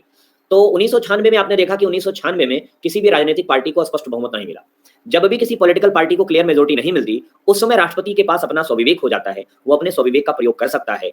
वो अपने स्वविवेक के अनुसार किसी ऐसे व्यक्ति को राष्ट्र प्रधानमंत्री के रूप में इनवाइट कर सकता है जिसके पास सबसे अधिक सदस्य हो, जिसके पास सर्वाधिक सदस्य हो, सर्वाधिक लोकसभा सदस्यों का समर्थन हो, तो उसे ये मौका दिया जाएगा कि आप अपना बहुमत साबित करिए। अगर जैसे 1996 में हुआ था, अटल बिहारी वाजपेयी भाजपा के पास सबसे अधिक सीटें थी, इन्हें इनवाइट किया गया कि आप आइए सरकार बनाइए, ये गए, लेकिन राजनीतिक संतुलन नहीं हो पाया, इनके विचारों के साथ लोगों के विचार मैच नहीं किए, लोग इनके साथ आना नहीं आए। लोगों ने भाई तो हम शर्तें रखी होंगी कि हम बनेंगे तो हमें ये मंत्रालय चाहिए, हमें ये मंत्रालय चाहिए। भाई सरकार कोई भी काम करे, चेहरा प्रधानमंत्री का ही काम करता है, तो बदनामी नाम किसी और का, काम किसी और का, बदनामी किसी और की। तो वाजपेयी जी ने प्रधानमंत्री के पद से त्यागपत्र दे दिया, और क्योंकि वो उन्हें उनकी शर्तों पर मेजोरिटी नहीं मिल रही थी। फाइनली फिर कांग्रेस की सरकार बनी, फिर मिलीजुली सरकार बनी, कुछ एक लोगों की, जैसे आपने देखा गुजराल साहब, देवगौड़ा साहब कांग्रेस के समर्थन से, तो ये कांग्रेस भी उसमें फुल मेजोरिटी में नहीं थी। तो ऐसी स्थिति में राष्ट्रपति अपने स्वविवेक का प्रयोग कर सकता है, लेकिन सामान्य कंडीशन में अगर किसी लोकसभा में किसी राजनीतिक दल या गठबंधन को स्पष्ट बहुमत है तो प्रधानमंत्री के रूप में वही नियुक्ति पाएगा। ओके, आगे बढ़ते हैं। शपथ। प्रधानमंत्री सहित प्रत्येक मंत्री को पद की शपथ राष्ट्रपति के द्वारा दिलाई जाती है, और प्रधानमंत्री मंत्रिपरिषद का प्रमुख होता है। प्रधानमंत्री की मृत्यु के अथवा त्यागपत्र से मंत्रिपरिषद स्वयं ही विघटित हो जाती है। जैसे पीएम कोई बना, अपॉइंटमेंट सबसे पहले पीएम का होता है। पीएम की सलाह पर, पीएम वास्तविक सेनापति है, और इसकी सलाह पर इसके सेना में सैनिक भरे जाते हैं, सैनिक मतलब मंत्री। पीएम की सलाह पर मंत्रिपरिषद बनती है, मतलब असली सेनापति यही है, ये सेनापति है और इनकी ये सेना है। अगर सेनापति नहीं रहा, ठीक है, सेनापति जा रहा है, तो जो नया सेनापति होगा वो अपने हिसाब से सेना बनाएगा ना, किसको अपना विश्वास पात्र रखेगा, किसको अपना अंगरक्षक बनाएगा, किसको अपना नीति निर्माण में सबसे नजदीक लाएगा। तो इसीलिए ये नियम है कि जैसे प्रधानमंत्री का पद खाली होगा, सारा का सारा मंत्रालय स्वयं पूरी तरह से डिसॉल्व हो जाएगा। जो नया व्यक्ति पीएम बनेगा वो नए स्तर से मंत्रिपरिषद बनाएगा, पुराना मंत्रिपरिषद वहां काम नहीं करेगा। पुराना काम कर सकता है यदि नया उनके कार्यों से संतुष्ट है, तो मतलब उनके कार्यों को कंटिन्यू करता है। ओके, चलिए आगे बढ़ते हैं। कार्यकाल और निरंबल। तो कल भी बताया था कि प्रधानमंत्री के कार्यकाल की कोई सीमा नहीं होती, सामान्य तौर पर वो 5 वर्ष के लिए आता है, लेकिन वो तब तक अपने पद पर बना रहेगा जब तक उसे लोकसभा का बहुमत का समर्थन है। मैक्सिमम वो 5 साल है, लेकिन अगर 5 साल के पहले भी समर्थन चला गया तो 5 साल के पहले ही प्रधानमंत्री को पद खाली करना पड़ेगा। मतलब कोई फिक्स कार्यकाल नहीं है, सामान्य तौर पर 5 वर्ष, लेकिन जब तक लोकसभा में बहुमत का समर्थन प्राप्त हो। तो कार्यकाल के पहले भी प्रधानमंत्री राष्ट्रपति को अपना इस्तीफा सौंप सकता है। मोरारजी देसाई साहब देश के पहले प्रधानमंत्री थे जिन्होंने अपने कार्यकाल के बीच में अपना त्यागपत्र दे दिया था। प्रधानमंत्री का कार्यकाल पर ना ही किसी प्रकार की समय सीमा है और ना ही किसी। अगर क्वेश्चन आए तो चंद्रा जी, कौन सा क्वेश्चन बताइए, कैसे क्वेश्चन आए, क्वेश्चन कराऊंगा ना लास्ट में। नहीं, पीएम के टेन्योर को लेके सामान्यतः 5 वर्ष का, अगर उसमें ये विकल्प है कि उसमें ये विकल्प रहेगा पीएम का कार्यकाल, एक विकल्प 5 साल रहेगा और दूसरा विकल्प ये भी अगर है कि लोकसभा में बहुमत का समर्थन होने तक, तो आपका राइट आंसर होगा कि लोकसभा में बहुमत का समर्थन होने तक। वो डिपेंड करता है विकल्प में है ये बात कि नहीं, तो आपका रियल उत्तर यही होगा कि सामान्य तौर पर 5 साल, लेकिन जब तक लोकसभा में बहुमत का समर्थन प्राप्त हो। अगर लोकसभा में बहुमत का समर्थन है तो वही आपका राइट आंसर होगा। चंद्र, क्लियर? चलिए, तो 74 प्रधानमंत्री के पद को स्थापित करता है या निर्देश करता है मंत्रिपरिषद होगी जिसका मुखिया प्रधानमंत्री होगा। 75 के अनुसार उसकी नियुक्ति राष्ट्रपति द्वारा प्रधानमंत्री की सलाह के अनुसार की जाती है। मंत्रियों को विभिन्न प्रकार के कार्यभार प्रदान करना पूर्णतः प्रधानमंत्री की इच्छा पर निर्भर करता है। किस मंत्री को कौन सा डिपार्टमेंट मिलेगा काम करने के लिए, ये कौन डिसाइड करेगा? प्राइम मिनिस्टर डिसाइड करेगा। ये शक्ति और किसी के पास नहीं है। प्रधानमंत्री मंत्रिपरिषद का संवैधानिक प्रमुख नेता होता है। मंत्रिमंडल की सभाएं, कैबिनेट की गतिविधियां, सरकार की नीतियों पर भी प्रधानमंत्री का पूरा नियंत्रण होता है। कैबिनेट की बैठकों में उठने वाले विभिन्न प्रस्ताव को मंजूर या नामंजूर करना प्रधानमंत्री की इच्छा पर होता है। जैसे कैबिनेट कोई प्रस्ताव ले आती है और उस प्रस्ताव पर विचार विमर्श करने के बाद कैबिनेट उसे पास करती है कि हाँ इस काम को करना चाहिए, और अगर प्राइम मिनिस्टर डिनाई कर दे कि नहीं ये काम नहीं होगा, तो किसी के पास ये अधिकार नहीं है कि वो काम करवा ले, क्योंकि अधिकार सिर्फ प्रधानमंत्री के पास होता है। सुपर। और अगला कि आर्टिकल 78 कहता है कि आपका मंत्रिपरिषद जो निर्णय करेगा उसकी जानकारी राष्ट्रपति को होनी चाहिए। तो मंत्रिपरिषद का मुखिया कौन है? प्रधानमंत्री। तो जो डिसाइड होगा कौन करेगा? मंत्रिपरिषद के साथ पीएम मिल करके। तो जो कुछ ये डिसाइड करेंगे उसके बारे में राष्ट्रपति को सूचना देना किसकी जिम्मेदारी है? प्रधानमंत्री की। ये बात बताई गई है आर्टिकल 78 में। ओके, आगे बढ़ते हैं। प्रशासनिक शक्तियां इनके पास क्या क्या है? सरकार के विभिन्न विभागों के बीच समन्वय बनाना। कभी कभी होता है क्या है कि सरकार के 2 मंत्रालय आपस में भिड़ गए, जैसे महिला और बाल विकास मंत्रालय है और शिक्षा मंत्रालय है। किसी क्षेत्र में शिक्षा का कार्य बेहतर नहीं हो रहा है और महिला शिक्षा का कार्य बेहतर नहीं हो रहा है, इसको लेकर के महिला और बाल विकास मंत्रालय ने शिक्षा विभाग से सवाल पूछ दिया, कैसे क्यों नहीं कर रहे आप लोग? तो दोनों में आपस में मनमुटाव हो सकता है, या महिला और बाल विकास मंत्रालय भी उसी क्षेत्र में महिला शिक्षा के लिए काम करने लगे जहां पर शिक्षा मंत्रालय काम कर रहा था, तो दोनों एक ही जगह पर कार्य का दोहराव हो जाएगा, सरकार के पैसे अतिरिक्त खर्च होंगे और रिजल्ट भी उतना अच्छा नहीं होगा। तो ऐसी कंडीशन में प्रधानमंत्री का काम है कि वो दोनों के बीच समन्वय बनाए, कोऑर्डिनेट करे। कैबिनेट द्वारा लिए गए निर्णयों को कार्यान्वित करवाना प्रधानमंत्री का काम है। विभिन्न विभागों को निर्देशित करना भी प्रधानमंत्री का काम है। मंत्रालय और विभागों के बीच प्रशासनिक मतभेद को सुलझाना, अंतिम निर्णय लेना, ये प्रधानमंत्री के अधिकार क्षेत्र में आता है। फाइनल डिसीजन पीएम का ही होता है। आगे, राज्य के राज्यपाल, महान्यायवादी, महालेखा परीक्षक, लोक सेवा आयोग के अधिपति मतलब अध्यक्ष, चुनाव आयुक्त, वित्त आयोग के अध्यक्ष और जितने भी पदाधिकारी हैं, ये प्रधानमंत्री के परामर्श के आधार पर ही राष्ट्रपति द्वारा नियुक्त किए जाते हैं। जैसे आप देख रहे होंगे पंजाब सरकार का इस समय हालत, पंजाब सरकार में कौन जो है मुख्यमंत्री हैं? चन्नी साहब हैं। चन्नी साहब किसके मित्र रहे हैं? सिद्धू के करीबी माने जाते रहे हैं। लेकिन जैसे चन्नी साहब सीएम बने वैसे उन्होंने सिद्धू की बात माननी बंद कर दी। ऐसे तो सिद्धू के प्रमोशन पर चन्नी साहब मुख्यमंत्री बने। भाई चन्नी साहब किसके प्रमोशन पे मुख्यमंत्री बने? सिद्धू साहब के। अब मुख्यमंत्री बनने के बाद वो सिद्धू की बात नहीं मान रहे हैं, तो ऐसी कंडीशन में क्या चन्नी को सिद्धू साहब पद से हटा सकते हैं? नहीं हटा सकते, ये अधिकार उनके पास नहीं है। अगर चन्नी स्वयं त्यागपत्र न दें अपनी मर्जी से तो कोई भी उन्हें बर्खास्त नहीं कर सकता। उन्हें बर्खास्त एक ही आधार पर किया जा सकता है कि विधानसभा में उनके विरुद्ध अविश्वास प्रस्ताव लाया जाए। एक ही तरीका है उन्हें हटाने का। अगर पिछले मुख्यमंत्री, क्या नाम था उनका, कैप्टन अमरिंदर सिंह, वो स्वयं त्यागपत्र नहीं देते तो उनके विरुद्ध एक ही काम किया जा सकता था कि विधानसभा में उनके विरुद्ध प्रस्ताव लाया जाए अविश्वास का। आज उनके हिसाब से नियुक्तियां हो रही हैं तो सिद्धू साहब नाराज हैं, आप टीवी में देखते ही होंगे। ठीक, तो जितनी भी नियुक्तियां होती हैं वैसे ही प्रधानमंत्री की सलाह पर की जाती हैं। ठीक है, अब कौन अच्छे थे कौन बुरे थे ये मेरा काम नहीं है, बट मैंने राजनीतिक घटनाक्रम आपको बताया। अन्य शक्तियां और भूमिकाएं, सरकार और देश के प्रधान होने के नाते प्रधानमंत्री वैश्विक मंच पर भारत का प्रतिनिधित्व करता है। अब आप बताइए प्रधानमंत्री इसकी तैयारी करेगा, इंटरनेशनल लेवल पे भारत को अगर अपना हक रखना है, अपनी बातें रखनी है, तो प्रधानमंत्री इस कार्य में व्यस्त ज्यादा होगा कि एसएससी क्या कर रहा है इस विषय में ध्यान लगाएगा? ये काम तो दूसरे मंत्रालयों का है, उन्हें देखना पड़ेगा। यदि सीएम कोई कदाचार करता है तो दंड कौन देगा? ठीक है, विधानसभा दे, बिल्कुल विधानसभा ही दंड देगा, विधानसभा पद से हटा देगा। विधानसभा के पास पावर है, दोनों एक साथ करने होंगे। जी हाँ, लेकिन फोकस कहां हो पाएगा? इसलिए सबके भाई प्रधानमंत्री ये मंत्रालय क्यों बनाता है? इसीलिए बनाता है ना कि और लोग अपना अपना काम ईमानदारी से करें। प्रधानमंत्री ये मंत्रालय सारे लोगों, अगर प्रधानमंत्री इतना कैपेबल होता कि सारे काम खुद कर लेता तो इतने लोगों को मंत्रालय में शामिल करने की क्या जरूरत थी? 3-4 लोग मिलकर सरकार चलाते, सारा काम करते और सब कहते नहीं मंत्री का पद लेने की कोई जरूरत नहीं, घर पे बैठे काम करिए, संसद में आ जाइए टाइम पे। लेकिन प्रधानमंत्री इतने सारे कामों को अकेले नहीं कर सकता, इसलिए वो अपने काम को बांटता है कि आप ये काम करिए, आप ये काम करिए। ठीक है, जैसे ट्रांसपोर्ट मिनिस्टर है, वो अच्छा काम कर रहे हैं गडकरी साहब का नाम भी हो रहा है। और गडकरी साहब सड़कों के क्षेत्र में देखिए, राष्ट्रीय राजमार्ग को लेकर के पूरे पिछले 7 सालों में काफी अच्छा काम देखने को मिल रहा है। ऐसे कुछ मंत्रालय हैं जहां पर अच्छा काम हो रहा है, कुछ मंत्रालय हैं जो बिल्कुल मंत्री जी खा के सो रहे हैं, आराम से बैठे हैं और कोई काम नहीं हो रहा है। तो इसलिए मंत्रालय में फेरबदल भी होती है। क्यों? तो डिपेंड करता है, बिल्कुल। तो देश की विदेश नीति से संबंधित, हाँ, हमारे रेलवे मंत्री अगर वो टाइट हो जाए रेलवे बोर्ड के ऊपर, परीक्षा क्यों नहीं हो रही है? क्या वजह है? क्या कारण है परीक्षा नहीं करवा पा रहे हैं आप लोग? तो देखिए परीक्षा हो जाती है तुरंत परीक्षा होगी, तुरंत सारे, तो वो भी अपना आराम से खा के सो रहे हैं। अभी रेलवे का फॉर्म भरे हुए लड़के आ जाए सड़क पर, तब प्रधानमंत्री पूछ बैठेगा रेल मंत्री से कि समस्या क्या है, परीक्षा क्यों नहीं हो रही है? तब रेल मिनिस्ट्री खड़े हो जाएंगे, तुम भागते भागते जल्दी परीक्षा कराओ। तो कहीं ना कहीं ये सब कुछ सारी चीजें प्रधानमंत्री तक आनी चाहिए। ठीक, देश की विदेश नीति से संबंधित देश के सामरिक कूटनीति, आर्थिक, वाणिज्यिक इत्यादि गतिविधियों के मामले में अंतिम निर्णय प्रधानमंत्री लेते हैं। विभिन्न देशों से सामरिक, आर्थिक, कूटनीतिक, वाणिज्यिक और संसाधनिक जो है संधियां और समझौते इत्यादि मामले में प्रधानमंत्री देश का प्रतिनिधित्व करते हैं। ठीक, बहुत से काम, जैसे लोकतंत्र का चौथा स्तंभ माना जाता है मीडिया का भी, बट मीडिया मेरे हिसाब से अपना ओरिजिनल रोल प्ले नहीं कर पा रही है। इनके बीच भी आपस में इतना मतलब तनाव है, कोई दूसरी खबर दिखाएगा, कोई दूसरी खबर दिखाएगा। इन्हें भी मसाला न्यूज चाहिए जो मतलब तत्काल पब्लिक का व्यू आए उस पर। ये समस्याओं को उजागर नहीं करते कि देखिए इतने दिन से फॉर्म भरा, इतने दिन से ये हुआ और ये ऐसे ऐसे समस्याएं, इसकी वजह से काम नहीं हो रहा है, इसके लिए ये जिम्मेदार है, इन्हें त्यागपत्र देना चाहिए। देखिए फिर पूरा काम हो जाता है, पूरे दिन पाकिस्तान चाइना। ठीक है, चलिए, तो यही चलता रहता है। वेतन, भत्ते और अन्य सुविधाएं, आर्टिकल 75 के अनुसार प्रधानमंत्री और संघ के अन्य मंत्रियों को मिलने वाली पारिश्रमिक, इसका निर्णय कौन करेगा? संसद करेगी। वेतन, भत्ते आदि को मिलाकर प्रधानमंत्री कुल 1,65,000 रुपए प्रति महीना पाता है। क्योंकि प्रधानमंत्री जो वेतन पाता है वो प्रधानमंत्री का नहीं होता, बल्कि वह सांसद का वेतन पाता है। क्या पाता है? सांसद का वेतन। और सांसद के वेतन के तौर पर उसका वेतन सिंपल हो जाता है, लेकिन भत्तों को मिला करके उसका वेतन थोड़ा सा बढ़ता है, नहीं तो वेतन एक सांसद का ही पाता है। ठीक, प्रधानमंत्री की सुरक्षा की एक विशेष सुरक्षा बल जिसे आप क्या कहेंगे?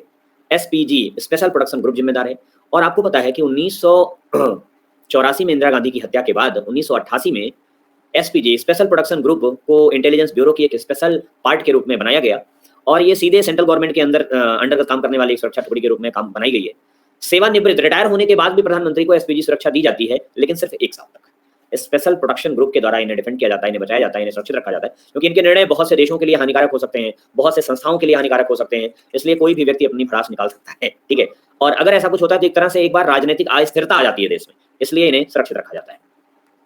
प्रधानमंत्री पद से संबंधित कुछ अलग भी तथ्य हैं हमारे पास। पंडित जवाहरलाल नेहरू सबसे लंबे समय तक पद पे, आपके एग्जाम में कभी-कभी ना ये आते हैं ना ये पटाखों टाइप के सवाल, उसका भी उत्तर आपके पास होना चाहिए। पंडित जवाहरलाल नेहरू सबसे लंबे समय तक रहने वाले पीएम है, 16 वर्ष 286 दिन, लगभग 17 वर्ष तक, ठीक है, 4 कार्यकालों में अपनी मृत्यु तक प्रधानमंत्री बने रहे। सबसे कम अवधि के प्रधानमंत्री गुलजारीलाल नंदा रहे, जो कि कार्यवाहक प्रधानमंत्री के रूप में काम किए। नंदा जी भारत के पहले कार्यवाहक प्रधानमंत्री थे और 13 दिन तक पद पर रहे। प्रधानमंत्री पद से त्यागपत्र देने वाले पहले व्यक्ति मोरारजी देसाई साहब थे, जिन्होंने रिजाइन कर दिया था। एसपीजी को भी प्राइवेट करो, मजा आएगा, ठीक है, ओके अंकित। गुलजारीलाल नंदा भारत के एकमात्र ऐसे पीएम हैं जिन्हें 2 बार कार्यवाहक प्रधानमंत्री के रूप में काम किया है। प्रधानमंत्री के रूप में जो है 3 प्रधानमंत्रियों की मृत्यु उनके कार्यकाल के दौरान हुई, पंडित जवाहरलाल नेहरू, लाल बहादुर शास्त्री और इंदिरा गांधी, जो मैंने पहले ही बताया आपको। इंदिरा गांधी राज्यसभा से मनोनीत होने वाली पहली प्रधानमंत्री थी और पहली महिला प्रधानमंत्री भी रही। राजीव गांधी 1984 में भारत के सबसे युवा प्रधानमंत्री रहे। इनका जन्म 1944 में हुआ था और 1984 मतलब 40 साल, 1984 मतलब 40 साल की आयु में प्रधानमंत्री बन गए। पीवी नरसिम्हा राव, ठीक है, भारत के प्रधानमंत्री रहे, दक्षिण भारत के पहले व्यक्ति थे जिन्हें प्रधानमंत्री के रूप में काम करने का मौका मिला। और मैंने आपको बताया कि ये साहब जब प्रधानमंत्री थे, ठीक है, उसके पहले ये मुख्यमंत्री थे। तो भारत में 6 ऐसे पीएम हुए हैं जो पहले किसी न किसी जगह के सीएम रहे हैं। तो 2 नाम तो आपने जान लिया, पीवी नरसिम्हा राव और नरेंद्र मोदी। 6 लोगों में 4 और लोगों का नाम बताइए। एक नाम आप जानते हैं, नरसिम्हा राव साहब आंध्र प्रदेश के जो है मुख्यमंत्री रहे हैं, और दूसरे मोदी साहब हैं जो कि गुजरात के मुख्यमंत्री रहे हैं। आपको तीसरा, चौथा, 5वां और 6ठे व्यक्ति का नाम बताना है। कौन कौन कमेंट करेगा? अटल जी किस राज्य के मुख्यमंत्री थे? सिक्कू जल्दी से बताएं। जब आप मुख्यमंत्री के रूप में बताएंगे तो उनका राज्य भी बताना पड़ेगा। एचडी देवगौड़ा, एचडी देवगौड़ा साहब, बिल्कुल सही गौतम जी। देवगौड़ा साहब, राज्य का नाम भी बता दें। कर्नाटक, कर्नाटक के मुख्यमंत्री रहे, ठीक है। बीपी सिंह, बहुत बढ़िया। विश्वनाथ प्रताप सिंह, वीपी सिंह, ये यूपी के प्रधानमंत्री रहे, सॉरी मुख्यमंत्री रहे, ठीक है। आगे, अटल जी कहीं के मुख्यमंत्री नहीं रहे भाई। देवगौड़ा हो गए, नरसिम्हा राव साहब हो गए, ठीक है, मोदी साहब हो गए, विश्वनाथ प्रताप सिंह हो गए। अभी 2 लोग बचे हैं। चरण सिंह, बहुत बढ़िया, चरण सिंह, चौधरी चरण सिंह। चरण सिंह कहाँ के मुख्यमंत्री रहे हैं? यूपी के मुख्यमंत्री ये भी रहे हैं। अभी भी एक नाम बचा हुआ है, अभी भी एक नाम बचा हुआ है। कौन बताएगा वो नाम? भारत के पहले गैर कांग्रेसी प्रधानमंत्री भी रहे हैं वो, भारत के पहले गैर कांग्रेसी प्रधानमंत्री और बंबई के मुख्यमंत्री। बहुत बढ़िया, देसाई साहब, यस, बंबई, उस समय बंबई प्रेसिडेंसी हुआ करती थी, ठीक है, बंबई को राज्य का दर्जा मिला था, देसाई साहब। ओके, 6 ऐसे प्रधानमंत्री हुए जो पहले मुख्यमंत्री भी थे, ठीक है, उसमें नरसिम्हा राव साहब का भी नाम शामिल है। मनमोहन सिंह साहब पहले सिख प्रधानमंत्री हैं। संयुक्त राष्ट्र सभा में हिंदी में भाषण देने वाले पहले प्रधानमंत्री बताएं।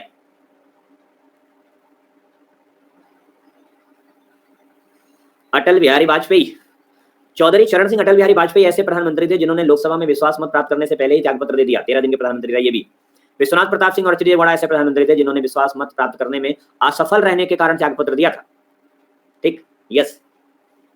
मोरारजी देसाई भारत के पहले गैर कांग्रेसी प्रधानमंत्री बने।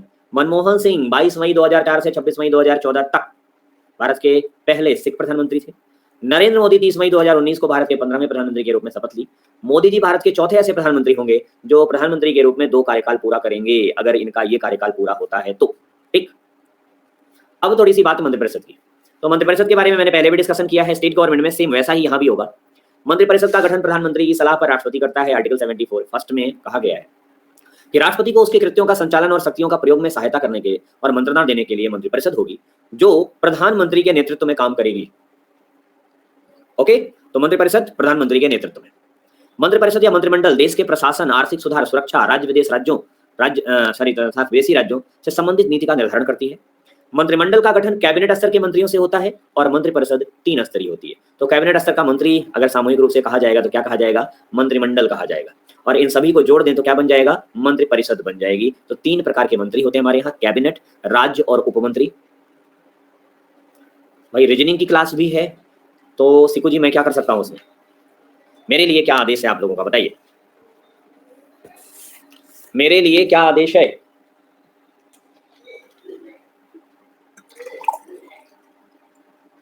मंजीत जी का एक क्वेश्चन है कि ऐसा कौन सा प्रधानमंत्री है जो प्रधानमंत्री तो बना लेकिन संसद में सामना करने का मौका नहीं मिला उन्हें? बताइए।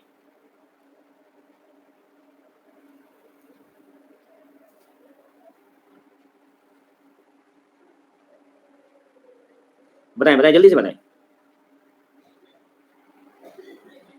चौधरी चरण सिंह, बहुत बढ़िया, वेरी गुड। चौधरी चरण सिंह साहब, जी हाँ, ये जुलाई 1979 में बने थे और जनवरी 1980 में इनका पद खत्म हो गया। ठीक है, तो लगभग 5-6 महीने रहे, इस दरमियान संसद की बैठक नहीं। ओके, चौधरी चरण सिंह साहब ऐसे वे प्रधानमंत्री रहे भारत के। अगर गुलजारीलाल नंदा को जोड़ लिया जाए तो ये 5वें व्यक्ति होंगे प्रधानमंत्री के रूप में, नहीं तो चौथे व्यक्ति माने जाएंगे। ठीक, क्लियर। चलिए, तो कैबिनेट स्तर का मंत्री क्या करता है? कैबिनेट स्तर का मंत्री अपने विभाग का प्रमुख होता है, विभाग का, अपने डिपार्टमेंट का मुखिया होता है। विभाग के सारे फैसले इसी के द्वारा लिए जाते हैं और इनके द्वारा जो भी फैसले लिए जाएंगे, इनके द्वारा लिए गए फैसले में ये अकेले उत्तरदायी नहीं होंगे। ठीक, या तो ये अपनी जिम्मेदारी स्वयं उत्तरदायित्व तो ले ले, या फिर अगर इनके द्वारा लिए गए फैसले सामूहिक रूप से मंत्रिपरिषद के माने जाएंगे। राज्य स्तर का मंत्री कैबिनेट स्तर के मंत्री की सलाह सहायता के लिए होता है और उप मंत्री भी इन दोनों की सहायता के लिए होता है। क्लियर, ये हो गया हमारा मंत्रिपरिषद। कैबिनेट स्तर का मंत्री अपने विभाग का अध्यक्ष होता है तथा उसकी सहायता के लिए राज्य मंत्री और उप मंत्री की नियुक्ति की जाती है। मूल संविधान में मंत्रिपरिषद में सदस्यों मंत्रियों की संख्या निर्धारित नहीं थी। प्रधानमंत्री अपने विवेक के अनुसार, ठीक है, मंत्रिपरिषद के आकार को सुनिश्चित करता था। 91वें संविधान संशोधन के द्वारा, ठीक है, केंद्रीय मंत्रिपरिषद में प्रधानमंत्री सहित कुल मंत्रियों की संख्या लोकसभा की कुल सदस्य संख्या के 15% से अधिक नहीं हो सकती। ये अटल बिहारी वाजपेयी की देन है। इन्होंने डिसाइड कर दिया कि अगर 543 लोग हैं तो गुणे 15/100 यही मंत्री होंगे। तो 15×5 = 75, 4×5 = 20, 77 से लेकर 78 मंत्री। ठीक है, मैक्सिमम 78 लोग मंत्री बन सकते हैं, 78 सेंट्रल गवर्नमेंट में, इससे ज्यादा नहीं, ये तो 150 बना देते थे। ठीक, आर्टिकल 75(3) के अनुसार मंत्रिपरिषद सामूहिक रूप से लोकसभा के प्रति उत्तरदायी होगी। इसका मतलब जानते हैं, मंत्रिपरिषद सामूहिक रूप से लोकसभा के प्रति उत्तरदायी इसलिए बनाई गई है क्योंकि लोकसभा के बहुमत के समर्थन पर, लोकसभा में बहुमत के समर्थन पर आपका मंत्रिपरिषद बनता है। अगर ये समर्थन न दे तो मंत्रिपरिषद न बने। इसीलिए अपने सारे निर्णय के लिए किसके प्रति उत्तरदायी होता है? लोकसभा के। ओके, लोकसभा है सिको जी उसमें 79, 80, 81। ठीक, आर्टिकल 352 के अनुसार प्रधानमंत्री और कैबिनेट मंत्री मिलकर राष्ट्रपति से आपातकाल की घोषणा के लिए सलाह देते हैं और अगर कैबिनेट मंत्री प्रधानमंत्री के साथ मिलकर के आपातकाल की घोषणा की सलाह दें तो राष्ट्रपति को आपातकाल लागू करना पड़ेगा, लेकिन ये सलाह लिखित होनी चाहिए। कैसी? ओरल नहीं, लिखित सलाह। ठीक है, मूल संविधान में कैबिनेट शब्द का प्रयोग नहीं किया गया था। ठीक, लेकिन 44वें संविधान संशोधन के द्वारा जब अनुच्छेद 352 में संशोधन किया गया, अनुच्छेद 352 में संशोधन किया था मोरारजी देसाई सरकार ने ना, कि 2 आधार हैं, युद्ध या बाह्य आक्रमण या आंतरिक अशांति शब्द था। इस आंतरिक अशांति शब्द को रिमूव करके आंतरिक सशस्त्र विद्रोह शब्द इस्तेमाल किया गया और जब ये शब्द जोड़ा गया तो उसे स्पष्ट कर दिया गया कि इस आधार पर आपातकाल तभी लग सकता है जब कैबिनेट, मतलब मंत्रिमंडल, लिखित रूप से संस्तुति करे तब। क्लियर? इनके काम क्या है? राष्ट्रीय नीतियों का निर्धारण करना, राष्ट्रपति का अभिभाषण तैयार करना, विधि निर्माण में संसद का नेतृत्व करना, नेशनल पॉलिसी। राष्ट्रपति जो अभिभाषण पढ़ता है, राष्ट्रपति 2 बार अभिभाषण पढ़ता है, एक लोकसभा के चुनाव के बाद, लोकसभा के चुनाव के बाद जब प्रथम बैठक होती है सरकार की तब पढ़ता है, और प्रतिवर्ष के प्रथम सत्र, प्रतिवर्ष प्रथम सत्र। इस प्रथम सत्र और प्रथम बैठक में वो करता क्या है? अभिभाषण क्या करता है? सरकार के द्वारा क्या नीतियां प्लान की गई हैं आने वाले 5 साल के लिए, कि सरकार का क्या मैनिफेस्टो है, क्या करना चाहती है, बताइए तो।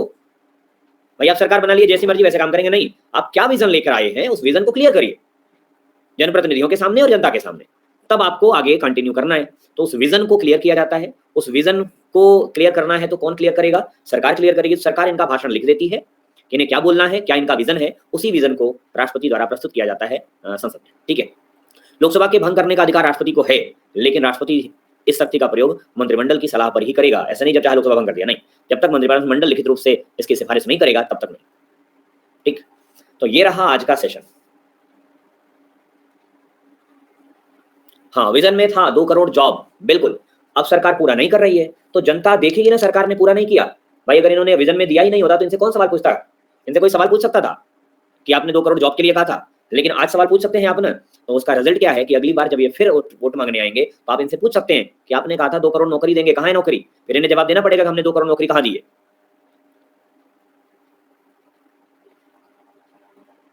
मिनिस्टर का स्वतंत्र प्रभार क्या होता है? बिल्कुल आपका श्यामलाल क्वेश्चन जेन्युइन आया है। हमारे यहाँ 2 स्तर 3 स्तर के मंत्री हैं। एक है आपका कैबिनेट स्तर का मंत्री, दूसरा है राज्य स्तर का मंत्री। ठीक है, कैबिनेट स्तर के मंत्री को ढेर सारी सुविधाएं दी जाती हैं क्योंकि वो प्रमुख होता है अपने विभाग का। और कल समझाया भी था, आज फिर समझा दे रहे हैं अंकित जी, ठीक है। तो होता क्या है कि कैबिनेट स्तर का मंत्री अपने विभाग का प्रमुख है, उसे जेड प्लस श्रेणी की सुरक्षा वो प्रधानमंत्री के समतुल्य हो जाता है ना, कैबिनेट स्तर का मंत्री को भी प्रधानमंत्री भी कैबिनेट स्तर का मंत्री माना जाता है। राज्य मंत्री के आवास की सुविधा, सुरक्षा की सुविधा में कम खर्च आता है क्योंकि वो द्वितीय दर्जे का अधिकारी होता है। कभी कभी होता क्या है कि हमारी सरकार के पास बहुत ढेर सारे कार्य होते हैं, बहुत ढेर सारे विभाग होते हैं। हर विभाग किसी एक व्यक्ति के एक मंत्री के अंडर में दर्जन भर विभाग तो डाले नहीं जा सकते, एक या दो विभाग दिए जाएंगे उसका कार्यभार। लेकिन उसके बाद भी अगर सारे कार्यभार खत्म नहीं हुए तो प्रधानमंत्री क्या करता है, राज्य स्तर के मंत्री को स्वतंत्र प्रभार दे देता है कि आपको किसी कैबिनेट के अंडर में काम नहीं करना है, आपको किसके अंडर में काम करना है, स्वतंत्र होकर के काम करना है। और कैबिनेट मंत्री किसको जवाब देता है, पीएम को जवाब देता है। राज्य मंत्री कैबिनेट मंत्री को जवाब देगा, कैबिनेट मंत्री पीएम को जवाब देगा। राज्य मंत्री पीएम से क्यों मिलेगा, क्या काम है उसको। लेकिन जब किसी राज्य मंत्री को कोई स्वतंत्र प्रभार दिया जाता है तो ये सीधे पीएम को रिपोर्ट करता है क्योंकि उस मामले में उसे निर्णय करने का स्वतंत्र अधिकार है। इससे फायदा यह है कि प्रशासन का जो खर्च है, प्रशासन का जो खर्च है वो कैसा है, राज्य स्तर, राज्य मंत्री स्तर का है, लेकिन प्रशासन से कार्य कैसा लिया जा रहा है, कैबिनेट स्तर का। कैबिनेट स्तर का व्यक्ति अपने विभाग का प्रमुख होता है ना, तो ये है कि एक तीर से दो निशाने। तो अगर आप लोग क्वेश्चन आंसर करना चाहते हैं तो जल्दी से एस कमेंट कर दीजिए और साथ ही साथ अपने उन दोस्तों को भी जगा लीजिए, दो चार लोग सो गए हैं। करना चाहते हैं तो आपका कमेंट बॉक्स हुआ बंद और हर सवाल के लिए आपको मात्र 10 सेकंड मिलेंगे, ठीक है। पहला क्वेश्चन आपकी स्क्रीन पर ही आया, निम्नलिखित में से कौन सा आर्टिकल भारत के उपराष्ट्रपति की अवधारणा पर चर्चा करता है। वाइस प्रेसिडेंट मैंने पिछली क्लास में पढ़ाया था लेकिन वहां से क्वेश्चन नहीं हुआ था, तो वाइस प्रेसिडेंट भी है यहाँ पे और प्राइम मिनिस्टर भी है यहाँ पे, दोनों के मिले जुले सवाल है। बताइए आपके चार विकल्प 10 सेकंड के लिए ये रहे कि कौन सा आर्टिकल वाइस प्रेसिडेंट के कॉन्सेप्ट पे चर्चा करता है। 61, 63, 65, 60, यस बताएं जल्दी से। पिछली क्लास में वाइस प्रेसिडेंट हुआ था लेकिन उस पर डिस्कशन नहीं हुआ था, क्वेश्चन नहीं हुआ था, तो मैंने वादा किया था आगे कराऊंगा। अगला सवाल, भारत के उपराष्ट्रपति का कार्यकाल लगातार 2 कार्यकाल तक किसने संभाला। 2 कार्यकाल तक हमारे यहाँ 2 लोग जो है उपराष्ट्रपति के रूप में काम किए हैं। एक तो है आपके हामिद अंसारी साहब, कौन, मिस्टर हामिद अंसारी जो अभी रिटायर हुए, ठीक है, अंसारी साहब। दूसरे थे डॉक्टर सर्वपल्ली राधाकृष्णन। अगला सवाल, उपराष्ट्रपति किसका पदेन अध्यक्ष होता है। पदेन अध्यक्ष का भी मतलब समझाया था आपको कि पदेन अध्यक्ष एक्स ऑफिसियो चेयरपर्सन का मतलब क्या होता है। तो बताइए फटाफट जल्दी से, वो भी 4 सेकंड बचे हैं, 3, 2, 1 and 0। Correct answer is the ए, राज्यसभा। और भाई सारे लोग क्वेश्चन का आंसर करें तो मुझे ज्यादा खुशी होगी। अगला सवाल, भारत के उपराष्ट्रपति को पदच्युत करने का संकल्प निम्नलिखित में से कहां प्रस्तावित किया जा सकता है। अगर राष्ट्रपति को रिमूव करना है तो उसका प्रपोजल कहां आएगा, ठीक है, प्रस्तावित किया जाएगा, मतलब कहां से शुरू होगा। क्वेश्चन नंबर 4, ये है आपके 4 विकल्प। स्टार्ट होगा कहां से, स्टार्ट हो सकता है केवल लोकसभा में, संसद के किसी भी सदन में, दोनों की संयुक्त बैठक में, या फिर राज्यसभा में। बहुत बढ़िया, राज्यसभा में शुरू होगा, उसके बाद लोकसभा जाएगा। अगर दोनों पारित कर देते हैं तो वाइस प्रेसिडेंट बाय बाय। निम्नलिखित में से कौन सा अनुच्छेद भारत के प्रधानमंत्री की नियुक्ति से संबंधित है, अपॉइंटमेंट, ठीक है, अपॉइंटमेंट से रिलेटेड कौन सा आर्टिकल है। 356, 32, 75 या 348। which article related to prime minister appointment and 93% लोगों ने बताया that is a 75, yes 75 first. अगर उपराष्ट्रपति इस्तीफा देना चाहे तो अपना इस्तीफा किससे देगा, मुख्य न्यायाधीश, लोकसभा के सचिव, उपराष्ट्रपति, प्रधानमंत्री या राष्ट्रपति। What is the correct answer of this question, जल्दी से। क्वेश्चन नंबर 6,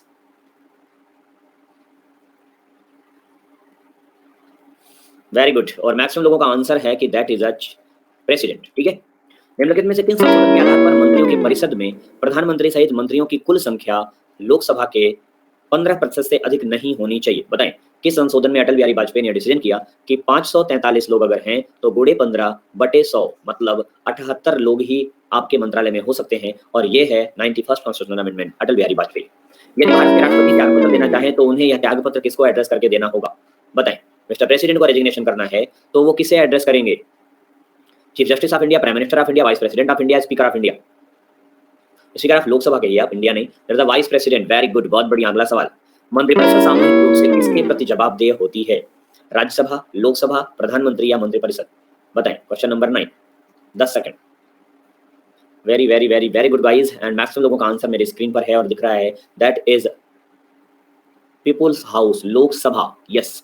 निम्नलिखित में से कौन सा अनुच्छेद भारत के प्रधानमंत्री की नियुक्ति से संबंधित है। Oh shit, there is a repeat, it is repeat.